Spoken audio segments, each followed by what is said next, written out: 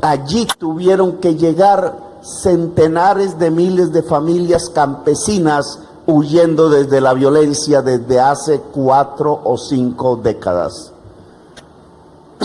La violencia expulsó al campesinado de donde se podía sembrar, bien sembrado. Hay que decirlo aquí porque me atrevo. Alcalde Eder, lo hemos discutido varias veces. Si se concentra en un solo cultivo y a veces bajo unos solos propietarios la tierra del Valle del Cauca fértil, tema de un pacto con el que hemos conversado, pues el campesinado, los indígenas, las comunidades negras terminan saliendo hacia donde están las selvas porque no tienen otra oportunidad para vivir. Terminan arrumados en los barrios populares bajo techos de cartón, como conocía Agua Blanca. Ha cambiado, en donde no hay el trabajo, en donde no hay el estudio para la juventud. Esas fueron las palabras de Gustavo Petro frente al cultivo de caña de azúcar, en la que mencionó al alcalde de Cali, Alejandro Eder, pues como lo dice, su hoja de vida hizo parte de la azucarera Manuelita, y la lista de donaciones de su campaña a la alcaldía está llena de azúcar, con aportes de Río Paila Castilla, Manuelita, Castilla Agrícola, Río Paila, Colombina, Valoren y Mayagüez. Solo entre Valoren y Mayagüez le regalaron al alcalde 100 millones de pesos y solo Manuelita le regaló 260 millones. Pues es importante decir que Eder es descendiente directo del fundador de Manuelita y que su hermano Harold Eder es el que dirige el emporio azucarero. Esta conexión entre Eder y Manuelita nos hace recordar esta acusación que hizo el excandidato Ortiz en un debate en Caracol Televisión. Aquí tenemos que decirle la verdad a los caleños. Vea, estábamos en el debate de Caracol hace 5 días y ahí llegó un campesino afrodescendiente a reclamar al señor Alejandro Eder por el despojo de sus tierras, y un señor que llegó espontáneamente ahí a reclamarle, y parece que en el pasado ya le había reclamado el señor Alejandro Eder. Entonces yo quiero que eso le aclaren a la comunidad. También que nos digan, hombre, aquí hablamos una cosa, ¿quién fueron beneficiarios de agroingreso seguro por más de 2.000 millones de pesos? La familia Eder. Mire, le quitaron la oportunidad a campesinos de recibir platica, y así quiere gobernar Cali, despojando tierras. Así quieren gobernar la ciudad, quitándole ingresos que realmente necesitan las familias pobres de nuestro país. Con todo respeto, señor Ortiz, deje sus mentiras, porque es que lo que le ha dolido es que él es el chontinuismo. Entonces empieza con ataques personales contra mí, contra la integridad de mi familia. Mi familia tiene una empresa que tiene 160 años, la segunda empresa más vieja de Colombia. Todo el mundo que conoce la familia de él sabe que es una familia íntegra, que hace las cosas bien y que ha contribuido al desarrollo de nuestro país. Y aunque el señor Eder dijo que eran mentiras, este video tal vez contradiga un poco su posición. Alejandro, ¿cuándo me vas a devolver las 700 hectáreas de tierra? Ahora a la familia Mesa, mira cómo me cambia el rostro. Mira, dice que aparezco cada 4 años, no Eder. Desde el 2019 nos despojaste, Eder. Financiaste para el militarismo, dicho por Guachovique, dicho por el señor Marcuso, Eder. No mereces ser alcalde de Cali. Era un tiempo a favor de tierra. Aquí tienes tus pegadoneros sobre mis 700 hectáreas de tierra. ¿Ok? Vamos a debatir, dialoguemos, demostremos la Colombia lo que es. Ayúdame que tú haces parte de los algoritmos. Yo soy víctima de los algoritmos.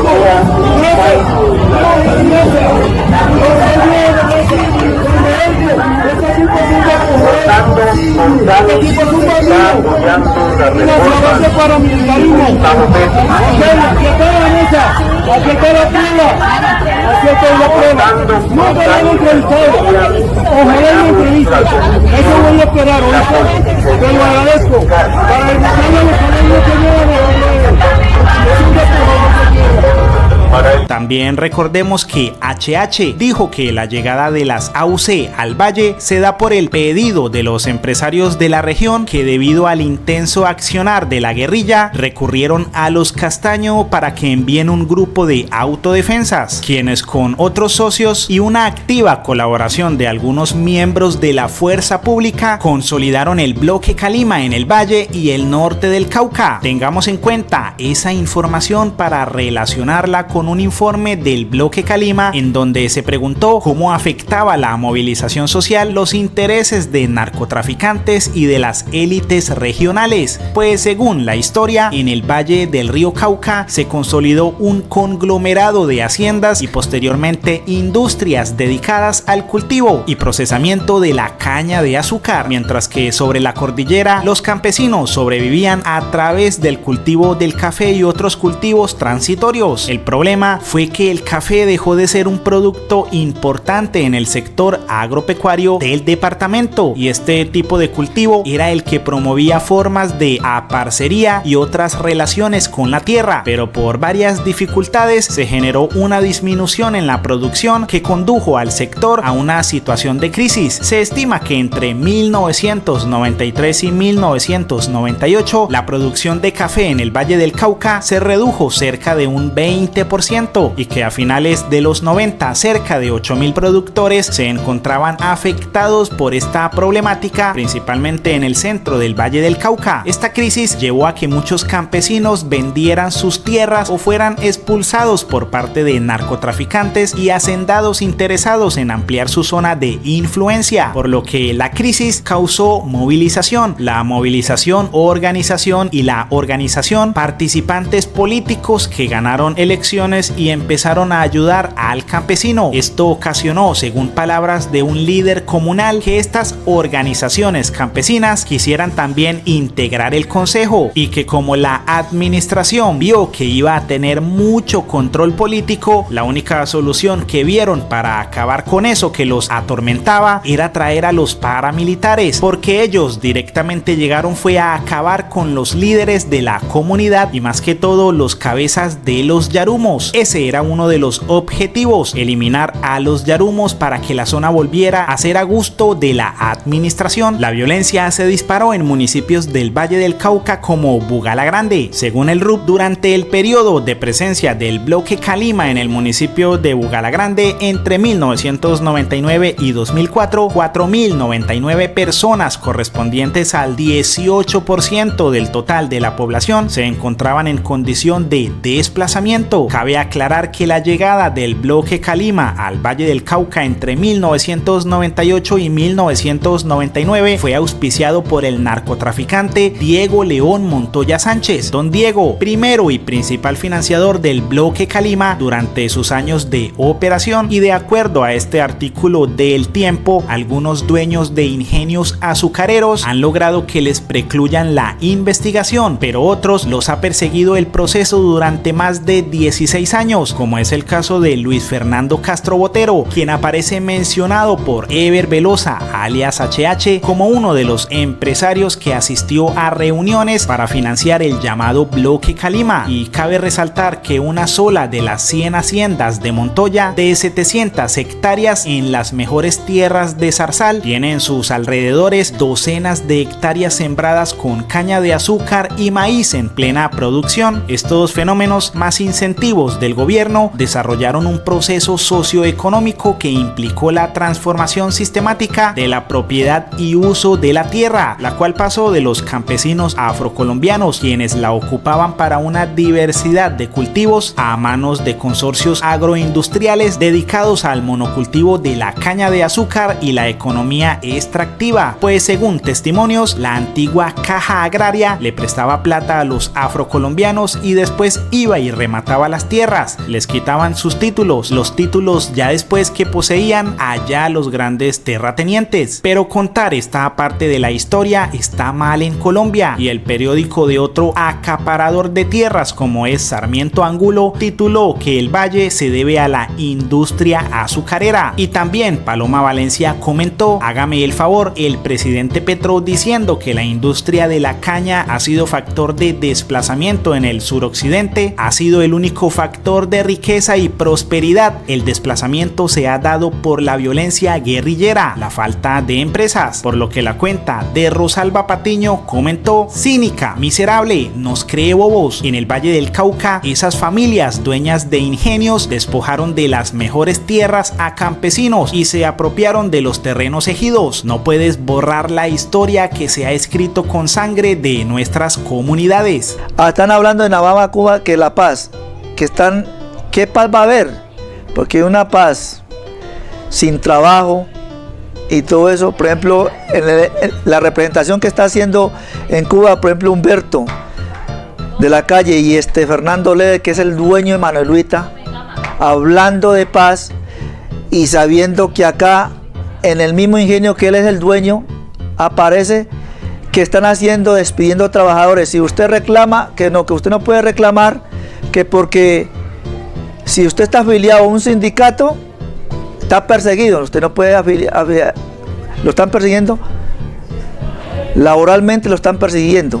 Hace algunos años, Vicky Dávila escribió portada Los Petrovideos, la historia desconocida del grave escándalo político que sacude a Colombia, pero las noticias las daba a partir de una fuente anónima. Y observemos muy bien las palabras que Vicky utilizó en sus comunicados, como aquí está la mayor filtración, pues parece que el objetivo era claro: descarrilar a Petro de camino a la presidencia. Así nos lo contó Vicky con este titular: atención, presentan denuncia internacional por corrupción electoral y escándalo de Petrovideos. Lo malo para semana es que en los videos no se encontró nada ilegal y Petro ganó la presidencia. Ahora escuchemos estas palabras de Cepeda antes de que Petro llegara a la presidencia. Durante meses se ha producido una acción ilegal, no puede ser considerada de otro modo, que sea por una infiltración o porque han sido interceptados medios de comunicación y computadores y celulares de dirigentes o de la campaña. En primer lugar están dirigentes del Centro Democrático, que están involucrados, según dice el documento, agentes de la inteligencia del Estado,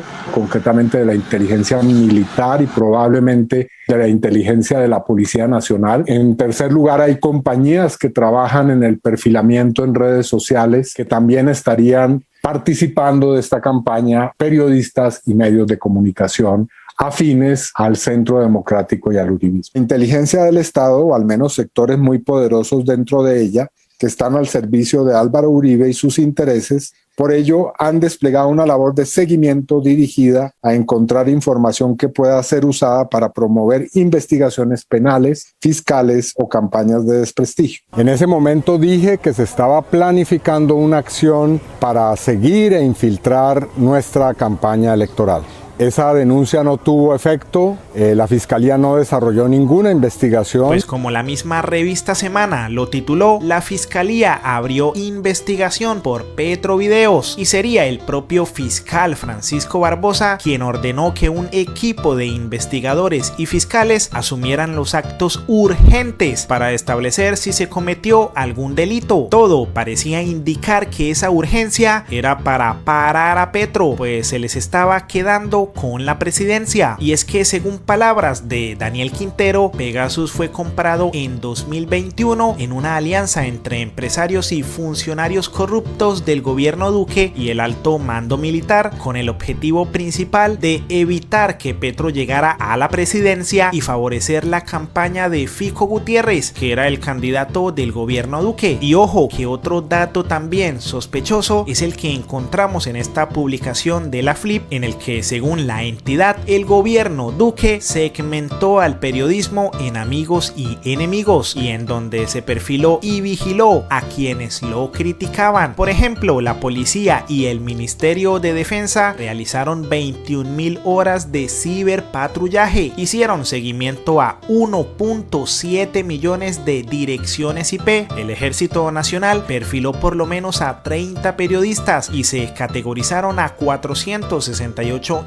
influenciadores como positivos o negativos, de acuerdo a su afinidad con el gobierno. Y aunque Duque supuestamente anunció medidas en contra de los perfilamientos, no se conocen investigaciones ni sanciones contra los responsables. Por ejemplo, en 2020, Barbosa anunció investigaciones sobre las denuncias de perfilamientos, pero 2 años después, según la misma Flip, no había ningún avance sobre esos procesos. Pero aquí la pregunta es, ¿para qué necesitó Iván Duque perfilar a periodistas e influenciadores, o hacer los ciberpatrullajes, o hacer seguimiento a 1.7 millones de direcciones IP? Solo observemos cómo se categorizaron entre positivo, negativo, neutro y no aplica a varios influencers y políticos. Pues de acuerdo a El Espectador, el ejercicio sería un perfilamiento hecho por solicitud de la Presidencia de la República. Y aquí vemos parte del listado con nombres como el de David Guitis, el cual perfilaron como positivo. También Miguel Polo Polo como positivo, Matador y Daniel Coronel como negativos, Vlado como negativo, Gustavo Petro, Clara López e Iván Cepeda como negativos, Álvaro Uribe como positivo, Gustavo Bolívar como negativo, Julián Román como negativo, Alejandro Char como positivo. Incluso fue capaz de perfilar a los de su mismo partido como María Fernanda Cabal, Oscar Iván Zuluaga, Paloma Valencia y Paola Holguín. Y así nuestro respetuoso Iván Duque perfiló a más de 468 cuentas. Pero a Duque no le pareció suficiente, pues esto le respondieron a la empresa que hizo los perfilamientos. En atención a la respuesta remitida el pasado 4 de marzo de 2020 y radicada en la Presidencia de la República con el número es 20-26-041, solicitamos ampliación de la misma, teniendo en cuenta que en el listado relacionado en la misma se establecen nombres de usuarios o seudónimos sobre los cuales no es posible determinar su titularidad. En tal sentido, solicito se nos entregue nombre y, si es posible, número de identificación de las personas que son propietarias de las cuentas que figuran en la columna denominada influenciador. Y aquí nos preguntamos, ¿para qué quería Duque saber la identidad exacta de los titulares de las cuentas? Y si tal vez hay una relación en cómo pudiera usarse esa información para trabajar con Pegasus, porque si el software fue comprado, también sería bueno identificar con quiénes utilizarlo. Ahora, conociendo este oscuro historial de Iván Duque, pasamos a Blue Radio, donde estaban hablando del caso Pegasus, buscando posibles culpables o responsables. Pero cuando se mencionó a Iván Duque, Néstor Morales prefirió cambiar el tema. Néstor, usted dice con razón campaña que de Gustavo Petro, etcétera.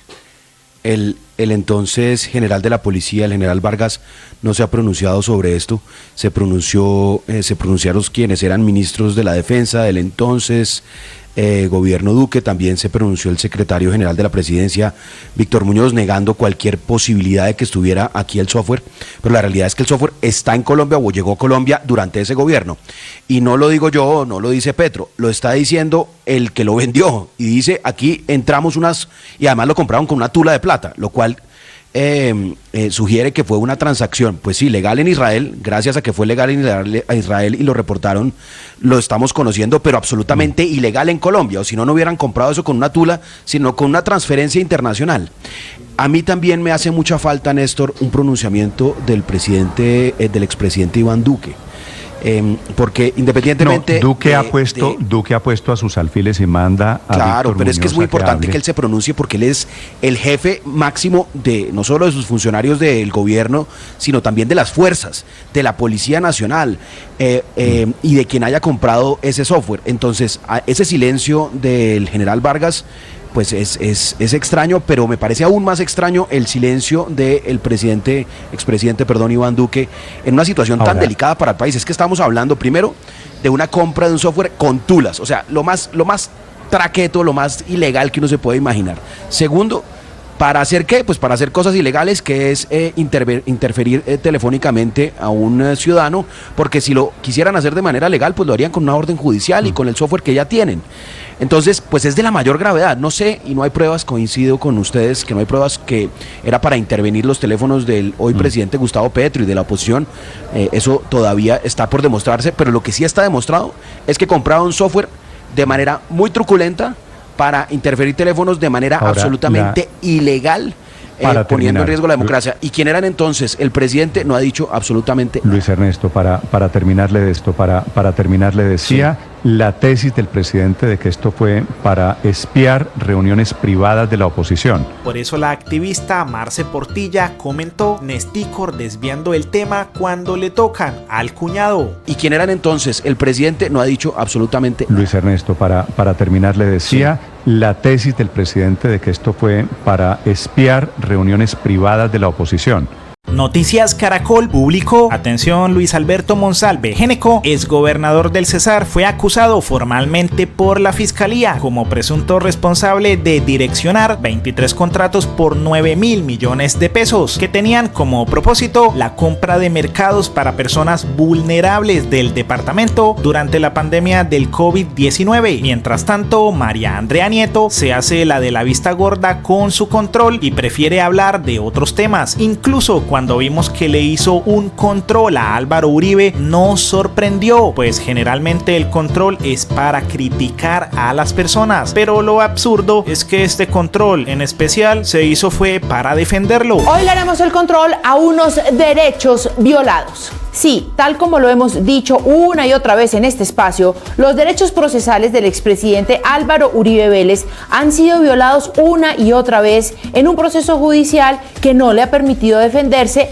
como la ley lo establece. Mejor dicho, a esta periodista no le da pena ser tan obvia al defender a unos mientras ataca a otros, pues mientras le hizo el control a unas supuestas chuzadas que se desmintieron en horas, no le ha hecho el control a Pegasus. También le hizo el control a unos influencers, pero no hizo lo mismo con la grosería de Luis Carlos Vélez con la COP16. Le hizo el control al caso de corrupción de Olmedo López, pero el caso de Ciro Ramírez como que no lo vio. En su control dijo que la corrupción era asqueante, pero parece que la de Odebrecht es deliciosa, porque Zuluaga se quedó sin control. Tal vez por eso la senadora y desmovilizada Sandra Ramírez escribió: ¿será que María Andrea Nieto le hará un control a esto? La familia Géneco presuntamente llenando sus bolsillos con los dineros que iban destinados para los más vulnerables en medio de la pandemia en el Cesar. Grave. Vicky Dávila, ya es hora de que le diga al país si por estas razones es que usted está haciendo política, quiere lavarle la cara a sus amigos, apoya a la justicia para que avancen las investigaciones de la familia Géneco. Yo podré ser exguerrillera, como usted tanto lo repite, pero corrupta y ladrona jamás. Y es que la familia de Vicky está tan cuestionada que ahora le quieren tirar esa pelota a Petro, titulando en su revista que Petro y los Géneco ahora son disque aliados. ¿Y cuáles son las pruebas? Que la gobernadora del Cesar, Elvia Milena San Juan, cuota política del clan Géneco, le dio gracias a Petro por inaugurar un centro médico en el municipio de San Diego. Y Semana también concluyó que Petro y los Géneco son aliados porque el senador José Alfredo Géneco votó positivo en algunas de las reformas de Petro, yendo en contra de que Petro en 2020 había escrito lo siguiente: el clan Géneco se ha robado la Guajira, el Cesar y el Magdalena. Se origina en el robo de autos. Lucas Géneco Sechar ha sido condenado 3 veces, su hermano Jorge de la convivir y el paramilitarismo, José Géneco Sechar de la parapolítica y ahora Monsalvo Géneco condenado. Por eso no se nos hace extraño que en la portada de Semana no esté el apellido Géneco con tremenda acusación de la fiscalía. Sin embargo, esto le respondió Vicky a la senadora: a ver, Sandra Ramírez, todos los delincuentes, sean del apellido que sea, Géneco, Petro, Samper, Santos, Ramírez o cualquier otro, deben ir a la cárcel, pagar por sus delitos. Los ladrones, los corruptos, los asesinos, los secuestradores, violadores y terroristas, todos. La justicia debe actuar y no premiarles, tampoco permitir la impunidad. yo nunca he delinquido, usted sí. Esa es una gran diferencia que jamás usted podrá igualar, tampoco podrá limpiar jamás lo que usted ha sido y es, y quiénes fueron sus secuaces. Lo hecho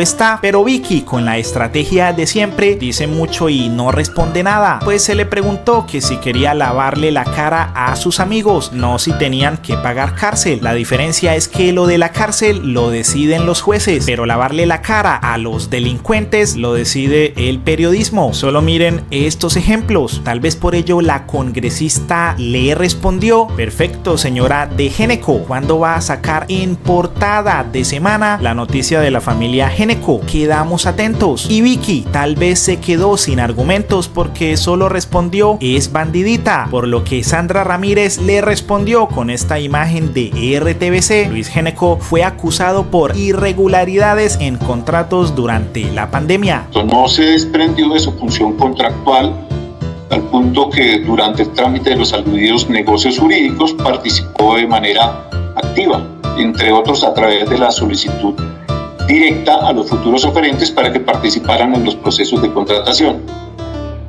Asimismo, de manera clara se imputó al aforado también en cuanto al trámite haber amañado los procesos contractuales para adjudicarlos a determinados oferentes mediante el establecimiento de criterios económicos que no se ajustaban a las condiciones objetivas del mercado. Mientras en Medellín se vive un caos total con el inepto alcalde Fico Gutiérrez, en Cali se vive esto: ovacionan al presidente Gustavo Petro gritando y cantando: Petro amigo, el pueblo está contigo.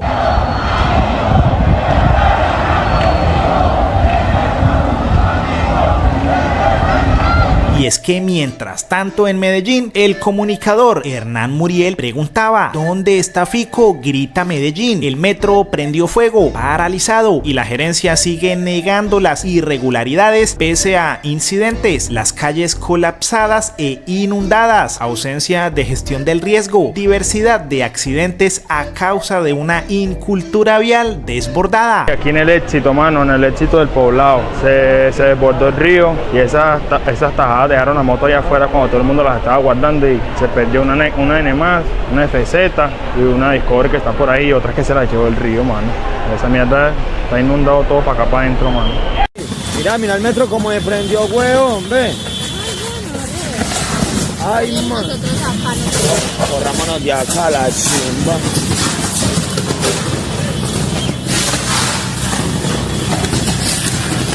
Ay, marico, mira eso.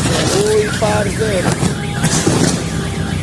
Ay, gonorrea, hijo de puta. Uy, marica, qué terror, weón. Uy, qué terror, parcero. Uy, primera vez, gonorrea, que yo veo eso en el metro, güey. Y es que, como dicen los mismos ciudadanos, es primera vez que ocurre esto con el símbolo de orgullo de la ciudad de Medellín, lo que provocó al mismo tiempo innumerables problemas de movilidad, tanto en el norte como en el sur del Valle de Aburrá. Y observen el colapso al interior de las estaciones del metro. Y eso que Fico se llenó el pecho diciendo que iban a gobernar desde las regiones. Bueno, miren, pues siempre hemos dicho que el país, a Colombia lo sacamos adelante desde las regiones. Vea, estamos aquí en Barranquilla, en el Congreso de Penal. Carlos Fernando Galán, alcalde de Bogotá. Alejandro, el alcalde de Cali. Alex Char, tan amigo alcalde de Barranquilla. Nuestro amigo Dumeca, alcalde de Cartagena. Y vea, el gran Jaime Gómez, director de FENALCO. Aquí estamos, vamos a sacar a Colombia adelante desde las regiones, a ir trabajando juntos y de verdad, un mensaje de esperanza muy fuerte para todo Colombia. Un abrazo. Sí se puede, sí se puede. Y sí, como observamos en el video, la idea es gobernar desde las regiones, diciendo al mismo tiempo que desde el gobierno están haciendo las cosas mal. Significa que desde las regiones harán oposición. Lo raro es que en las encuestas de Inbamer les va bien, pero a Petro supuestamente le va mal. Eso sí, cuando el presidente le habla al pueblo, como durante el acto de apertura de la zona verde de la COP16, sucede esto. Gracias, muy amables, por haberme escuchado. Gracias, pueblo del Pacífico, muy amables. ¡Viva Colombia, el país de la belleza! ¡Viva Colombia, potencia mundial de la vida! ¡Viva la vida, carajo!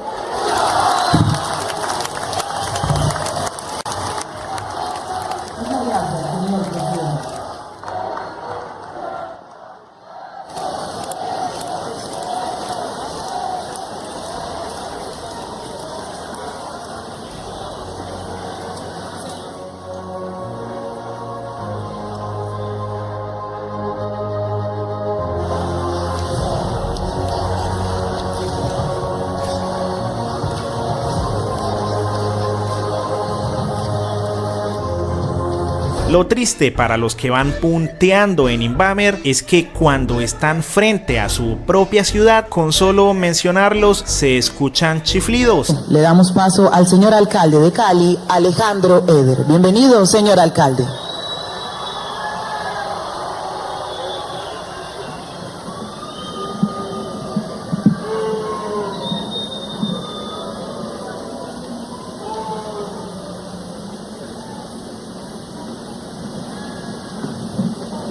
Y tienen que pegarse al presidente Petro con una supuesta reconciliación, tal vez para no ser tan abucheados. Pues recordemos que este alcalde es uno de los que está gobernando desde las regiones. Reitero mis agradecimientos, señor presidente, a usted y al gobierno nacional por confiarle a Cali ser la sede de la COP16.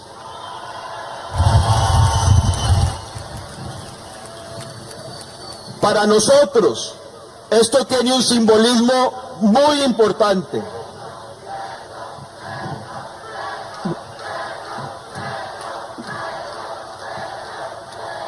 La siguiente que recibieron con chiflidos fue a Dilian Francisca Toro. Escuchemos. Es momento entonces de escuchar las palabras de la gobernadora del departamento del Valle del Cauca, la señora Dilian Francisca Toro.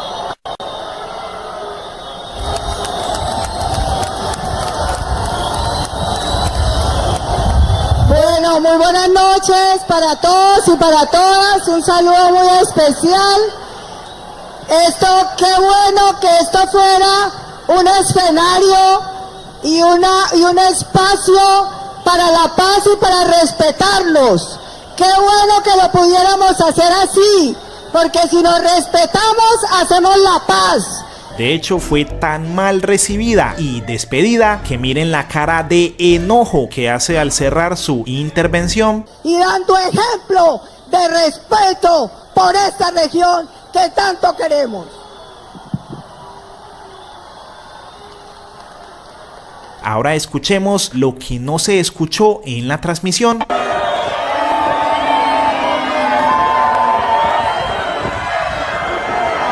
Bueno, muy buenas noches para todos y para todas. Qué bueno que esto fuera un escenario y un espacio para la paz y para respetarnos. Qué bueno que lo pudiéramos hacer así, porque si nos respetamos... Por eso David Rosso comentó, atención, abucheada en la COP16 salió la gobernadora del Valle, Dilian Francisca Toro, en medio de su discurso. Se bajó alterada y habló menos de 2 minutos. No digan nada, solo compartan. Por ello, María Fernanda Cabal le respondió, David, tu vida miserable se basa en agredir y ahora que eres un funcionario de tercera, pagado con nuestros impuestos, te burlas de todos menos de tu alucinado presidente ilegítimo.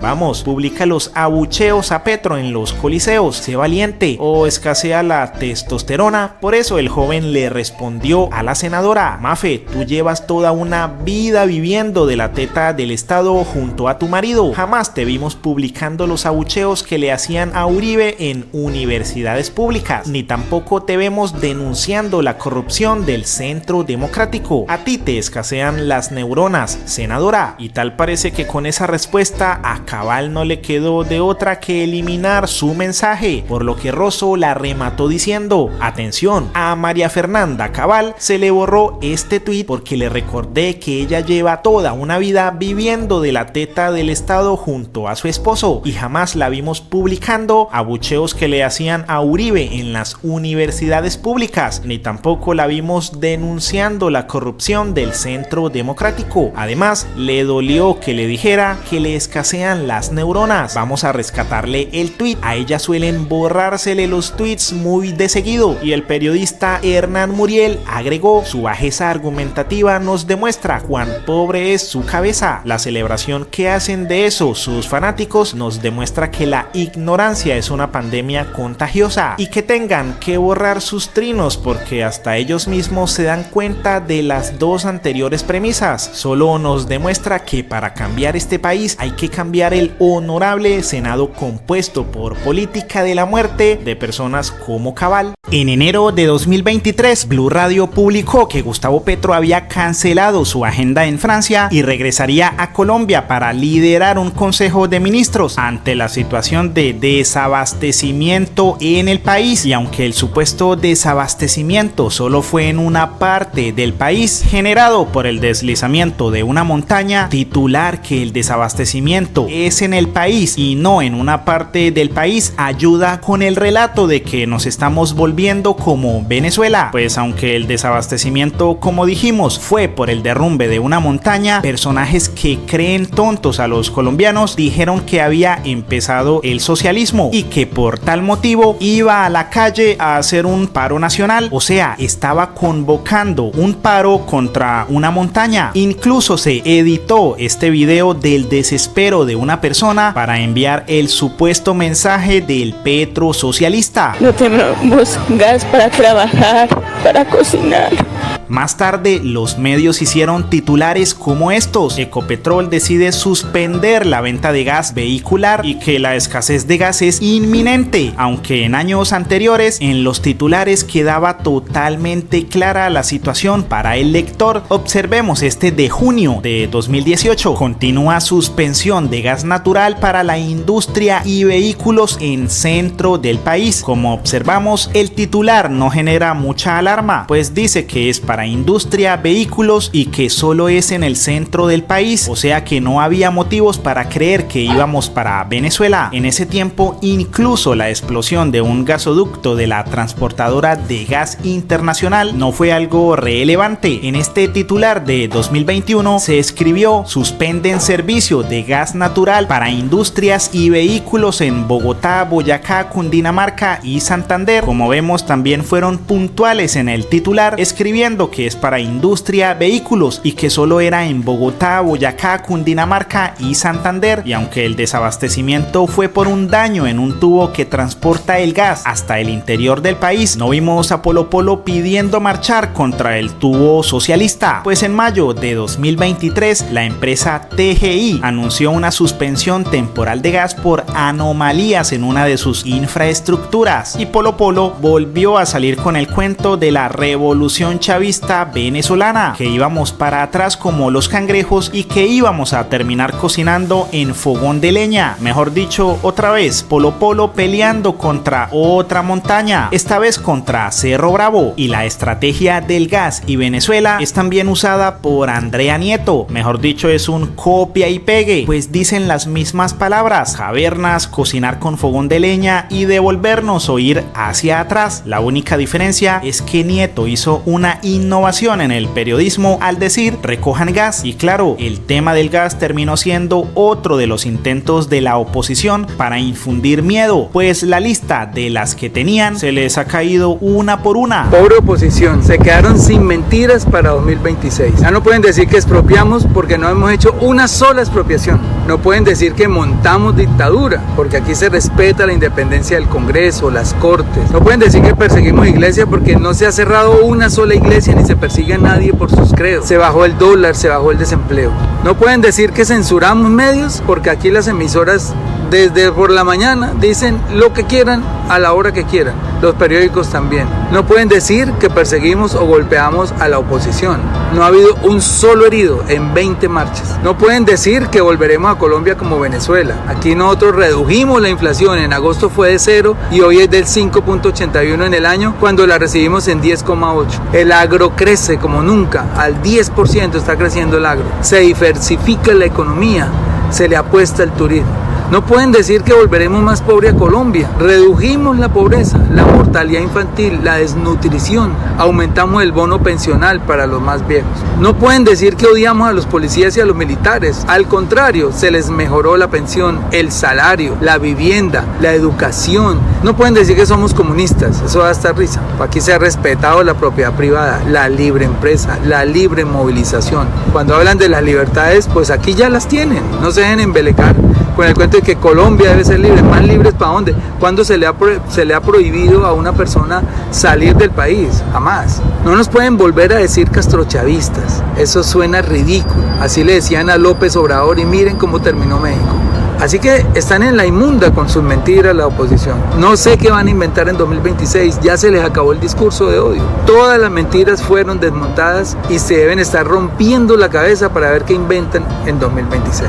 No les quedará fácil que les vuelvan a creer. Dejen de ser cochinos, métanle algo de decencia a la política. Ya no pueden decirnos nada de lo que le dijeron a Petro, la andanada de cosas que le dijeron a Petro durante 2 años en su campaña hacia la presidencia. Ahora miren este titular, el cual al leerlo da la sensación de que definitivamente nos vamos a quedar sin gas. En medio de una crisis anunciada, gobierno Petro finalmente declararía racionamiento de gas, pero cuando entra uno al artículo, lo primero que se encuentra es que es temporal y que se hace para el mantenimiento de una planta de regasificación e importación de gas que hay en el país, la cual tendrá su mantenimiento anual. De hecho, aunque la empresa regasificadora inició operaciones en 2016, Valora Analytic nunca hizo noticia con el mantenimiento de la planta. Por eso, ante este titular, Gustavo Petro comentó: esto es una mentira, los embalses aumentan su nivel, solo se va a hacer el mantenimiento de una termo. Este periodismo falso busca causar temor en la ciudadanía con manipulación de la verdad. Por ello, Jennifer Sandoval, la periodista que escribió el artículo, sacó uno segundo que tituló: Petro confunde una regasificadora con una termoeléctrica y niega crisis por racionamiento de gas. Pero no nos venga a enredar, pues en su primer artículo fue muy clara en escribir que el racionamiento es temporal y que es por obras de mantenimiento. Pero la táctica del segundo titular es bastante inteligente. Quiere desmentir a Petro diciendo que se confundió, pues Petro dijo termo en vez de regasificadora, y como eso es cierto, la periodista al anexar la frase y niega crisis por racionamiento de gas también da a entender que Petro está negando una crisis que es real, diciéndole al lector que sí hay una crisis y que Petro es el mentiroso, cuando el mensaje debería ser que el presidente desmiente una supuesta crisis por racionamiento de gas por el mantenimiento de una regasificadora. No nos venga a enredar, que el mismo borrador en el que ella se basó para armar su titular dice que el racionamiento programado de gas natural será solo por unos días. No nos pueden volver a decir castrochavistas,